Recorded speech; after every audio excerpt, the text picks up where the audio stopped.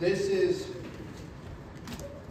one of those sermons this morning that I feel maybe we don't talk about enough, and I think we need to talk about more.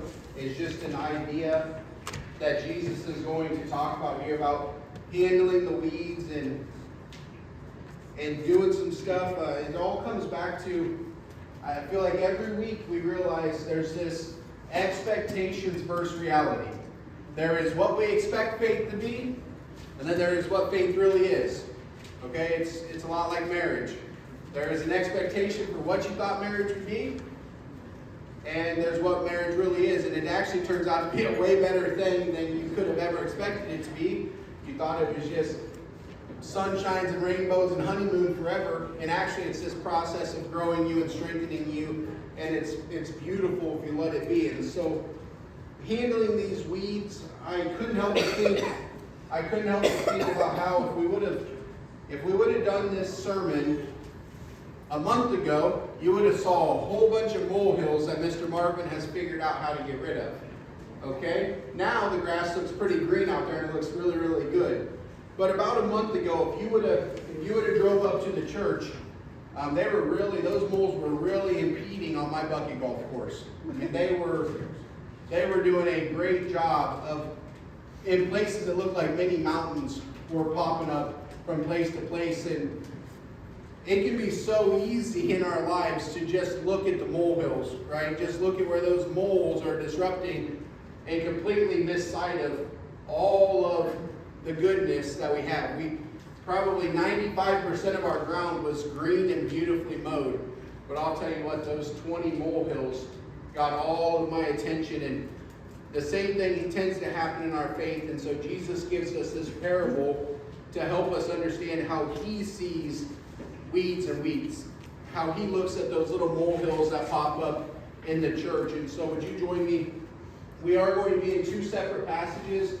24 through 30 is Jesus teaching the parable. 36 through 43 is him explaining the parable to his disciples. So rather than doing this in two separate messages, this one works really good to join back together. It reads this way. He presented another parable to them. The kingdom of heaven may be compared to a man who sowed good seed in his field. But while people were sleeping, his enemy came and sowed weeds amongst the wheat and left. When the plants sprouted and produced grain, then the weeds also appeared. The landowner's servant came to him and said, Master, didn't you sow seed in your field? Then where did these weeds come from? An enemy did this, he told them. So do you want us to pull them up? The servant said. No. When you pull up the weeds, you might also uproot the wheat with them. Let both of them grow together until the harvest. At harvest time, I'll tell the reapers, gather the weeds first and tie them in bundles to burn them, but collect the wheat in my barn. Skipping ahead there to verse 36.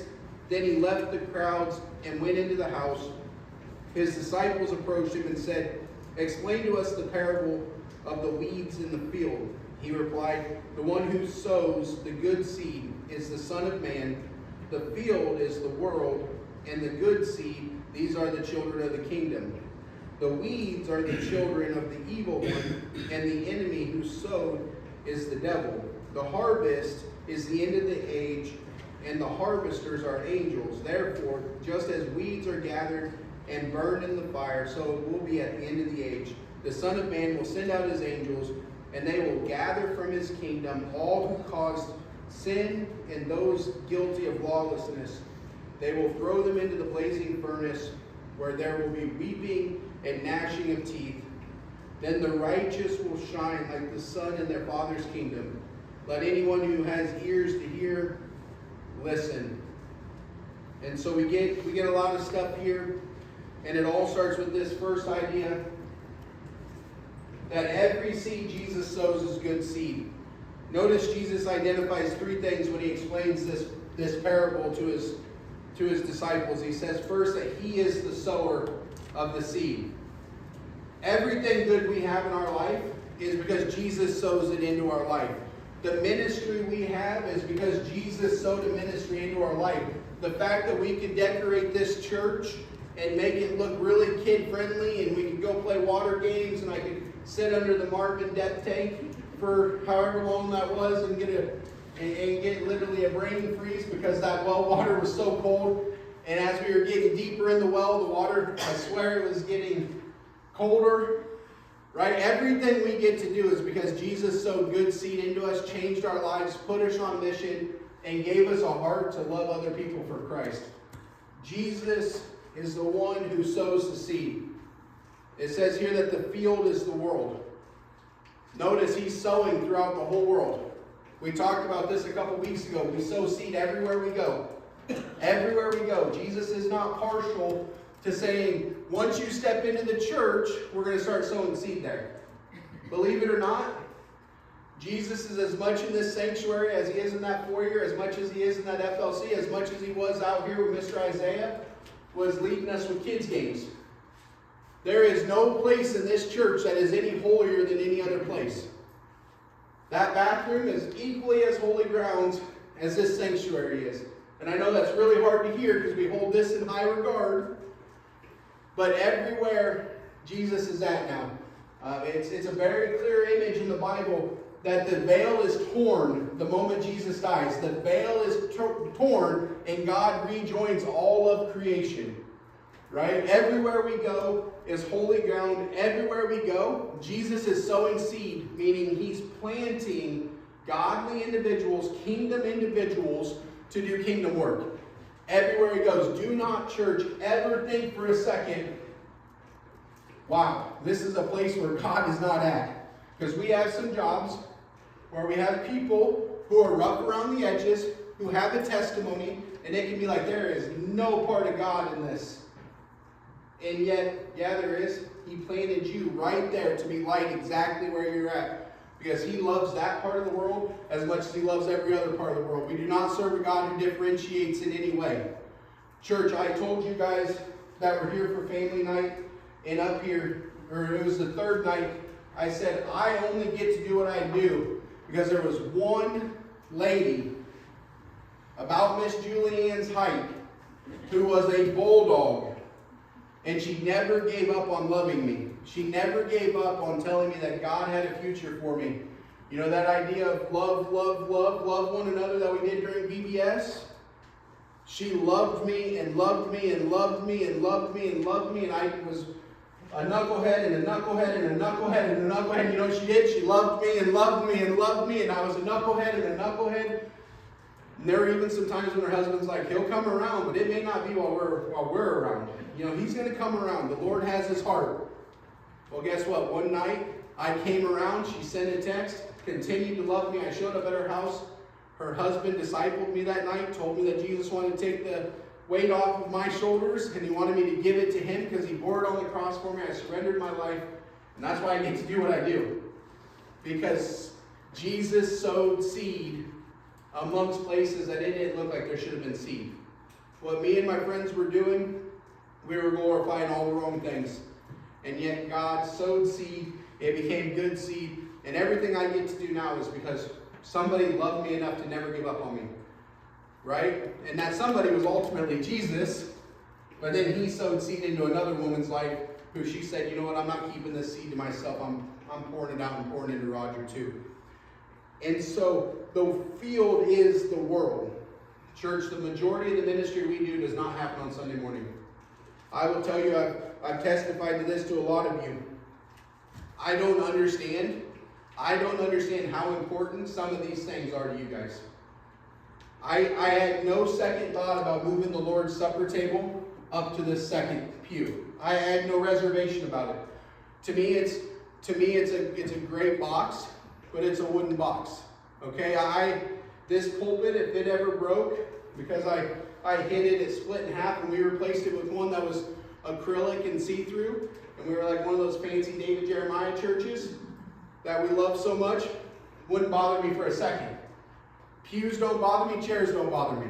Hanging lights don't bother me, organs don't bother me, pianos don't bother me, because this is so little of what we do in our Christian life.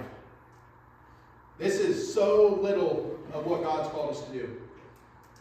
Because the world is what he's worried about. This is a place for us to come together as brothers and sisters in Christ, to love one another, to encourage one another. Because for 6 days, we've been out sowing seed in the world and we get tired. We get wore down. We get like the servants here and go, do you want us to go pluck all these weeds we see? Because as we sow seed, we start to see what's weeds, right? We were once living amongst the weeds and we didn't realize there were weeds. The longer we live with God, the more we realize how many weeds are around us. And we can begin to grow weary, wondering, oh man, am I supposed to pluck these weeds, God? Is this really what it's supposed to be? And so we see Jesus' love for the world. And the third thing we see is that the seeds are his children. That we are his children. Like I said it during communion, I'll say it again. I should say it 100 times until we truly believe it. Every single Sunday you should hear me say this and you should be like, well, it was on the bingo card again. Pastor Roger called us children of God.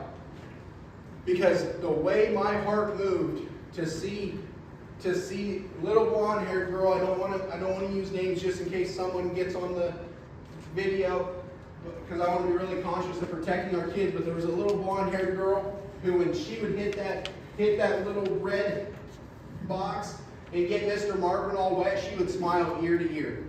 And I think Mr. Marvin loved heckling her.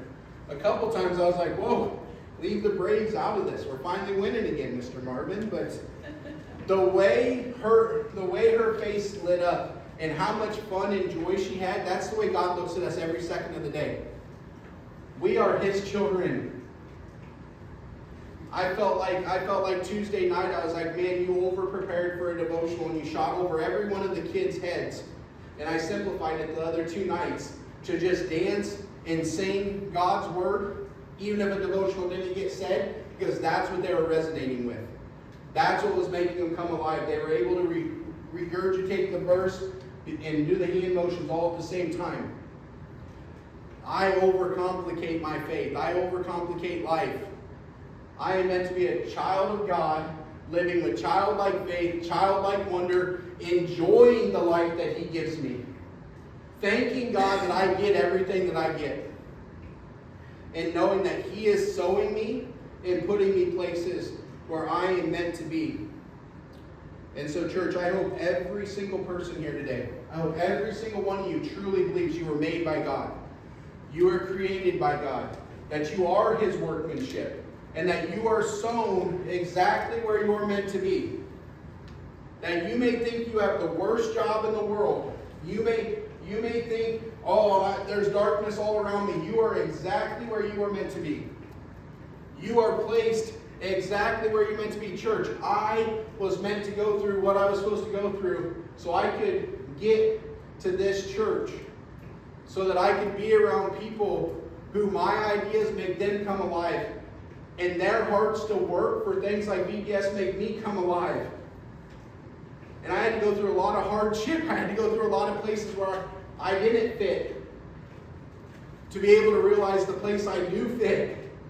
Right? I had to go through a lot of hardships.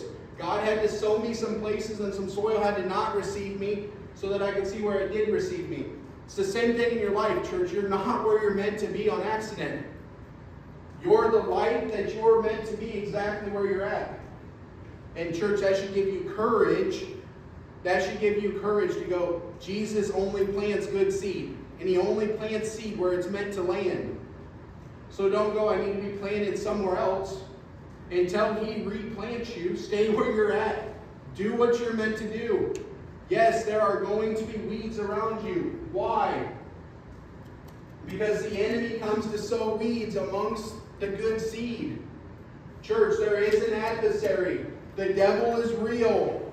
Okay, this is why we can't make this soft and say only good things are going to happen to you, church. Pray about it, it's going to happen. Everybody in here is going to be a millionaire. Nobody in here is going to get sick. Nobody in here is going to get trials. None of you are going to go to work tomorrow and say, the pastor told me to be light and then meet resistance. No, you should actually start to anticipate that there's going to be resistance. That the closer you get to Jesus, the more the devil's going to start sowing more and more weeds into your path to try to distract you, to try to take your eyes off of what God's trying to do. The enemy wants to cloud up the water, right? He wants you to argue over all the wrong things. And I'll tell you, this isn't necessarily straight from Scripture, but it is straight from experience.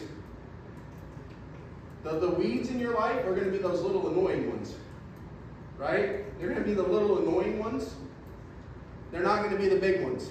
He doesn't plant trees, he plants weeds, right? They're not big trees.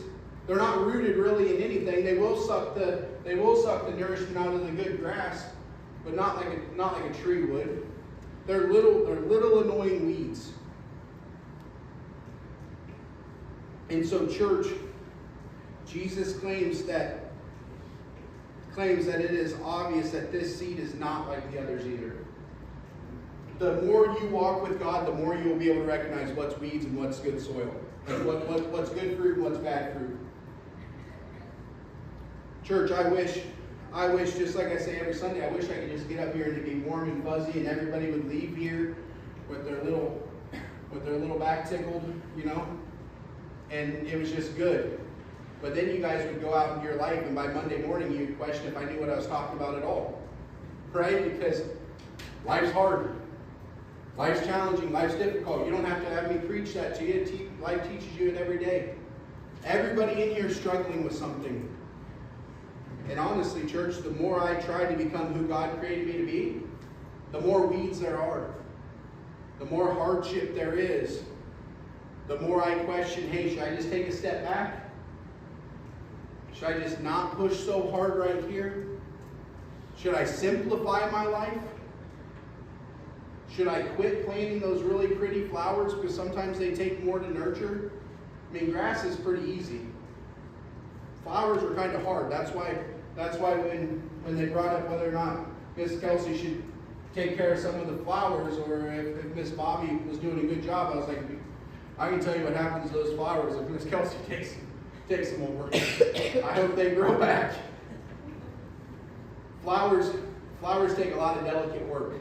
The more stuff that you try to plant that's beautiful, the harder it is. The more it takes to maintain. Right? The things that God is doing in our lives, it's not always just grass. I mean, the wheat has to be taken care of. Corn has to be detasseled. There's work that has to be done. It's costly. Church, faith is costly. It is not come to church one time, say the sinner's prayer, thank God that He died on the cross for us, and then everything's peachy keen for the rest of your life. Church, it's that illustration that Jesus gives of being in a boat with a storm all around and He's sleeping, everybody else is freaking out. Christian faith is realizing there's a storm all around us, but Jesus is in the boat with us. And we have to choose whether to look at the wind and the waves or to look at Jesus Christ and say, I'm going to trust you through all of this. Church, your life will not change after you find Jesus. But how you treat the circumstances of your life will. There will be equally as many trials whether you know Jesus or not. The difference is knowing that Jesus is now in control throughout all of it. And if there's weeds there, He knows about them. And church, here's this last point about how Jesus deals with the weeds. He tells them, don't pull the weeds because you may disrupt the good soil as well, the good seed as well. See, church, we have a problem as human beings. The moment we see weeds and the moment we see something that doesn't look like what we wanted it to look like, we immediately start pulling. We immediately start going, I need to make sure I purify everything so it looks a certain way. I need this to be pure. And church, this is a major problem because you know what happens most of the time? Do you know why Jesus says this? Because most of the time while you're pulling weeds, you're disrupting the things that were close to the weeds. Back's starting to sweat a little bit because we're going to get a little hairy here. Church, there's going to be weeds in this church. There are going to be people that come into this church. There are going to be things that we do in this church that don't look like the wheat that's always been grown here. We can't be so legalistic as to say, we can't do this or we can't do that. Because what really happens is those young believers, those new believers, those families that aren't mature yet, guess what happens? You pull them right up with the weeds. Because they don't understand the difference between weeds and wheat, because yesterday they were a weed and today they're wheat. They don't understand the transformation that took place in their life. And I'm not accusing this church. I'm saying the church in general needs to get this better right. The Big C church. I used to sit in a church that harped on drinking. I sat in a church who one of the deacon's sons worked at Hy-Vee gas station where they sell a lot of beer. And he would literally have to go get another worker to check a guy out if they had beer. Because even the thought of touching a case of beer would make him impure. I went into that gas station church and bought lots of 6-packs of beer. Not on purpose, but that was the life I was in. Every time I sat in that church, you know what happened? When the sermon would turn, or they would go, oh, we heard what you were doing last Saturday night, and they're trying to pull weeds from my life, all the good things God was trying to show me got ripped up right with those weeds.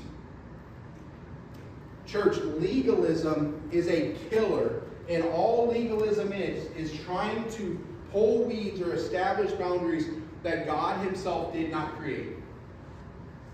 It sounds right.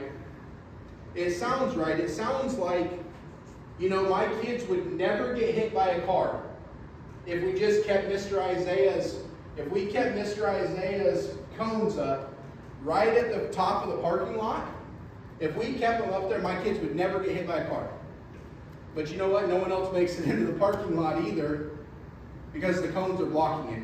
When we put rules in place and regulations in place that don't come from this, but we think we're protecting the holiness of a place by saying this, and this is unacceptable, but God didn't claim it to be sin. Even though it may sound good, it may sound right, we are pulling weeds and putting a false sense of protection in there that is going to hinder God's ability to grow the weed he's trying to grow. This passage of Scripture tells us Jesus will deal with the weeds when it's time to deal with the weeds. Sometimes you just got to let some things grow and trust that Jesus has it. This is hard for me. I have a teenager, okay? I have a teenager who does all sorts of teenage things that I think are dumb, right? He has a permanent imprint on his bed, church. He's glued to a phone. He does not understand anything about life. He spends his money foolishly. I can make a list of 100 things right now. But if I go through and I nitpick every single thing he does that doesn't align with what I think he should be doing in this season of my life, I ignore all the good things that he has.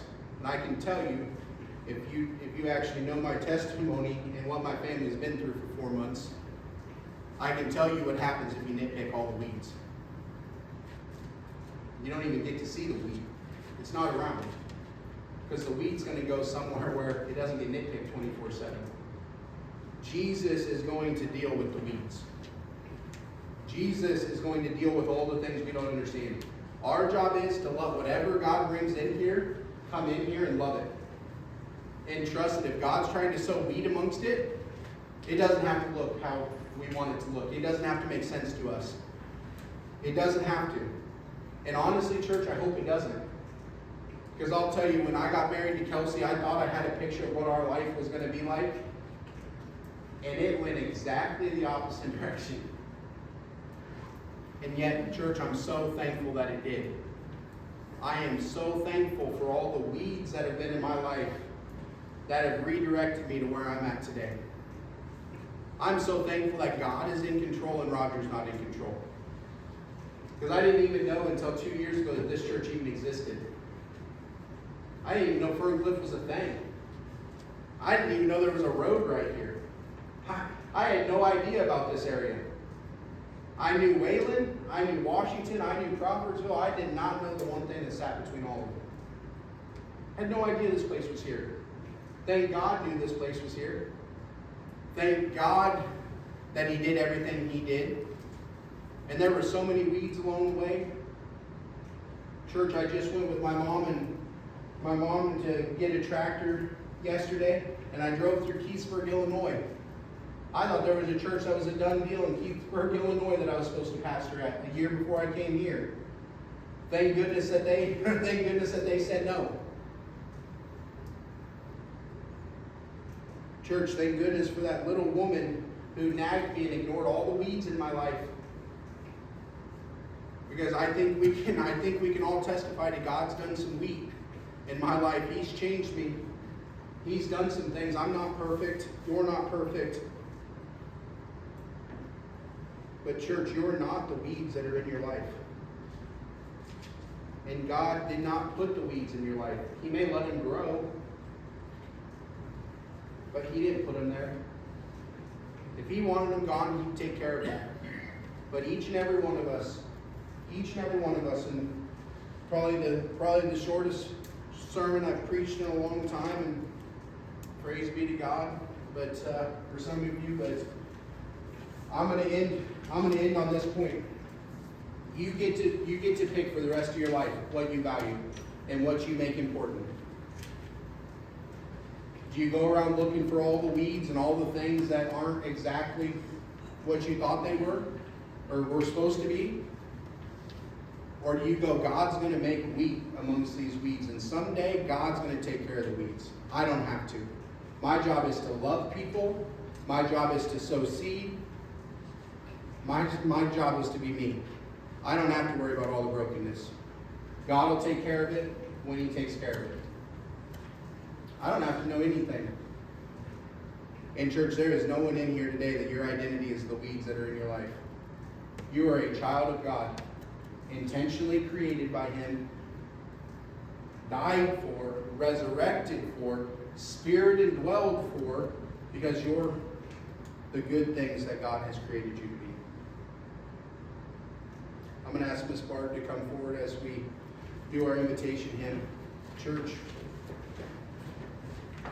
expectation versus reality. We think we're doing the right thing so often, and yet a lot of times we're just disrupting things that Jesus says would only be disrupted. Trust the process. Play the long game. Church, God's got this. God's in control. He'll take care of it when He's ready to take care of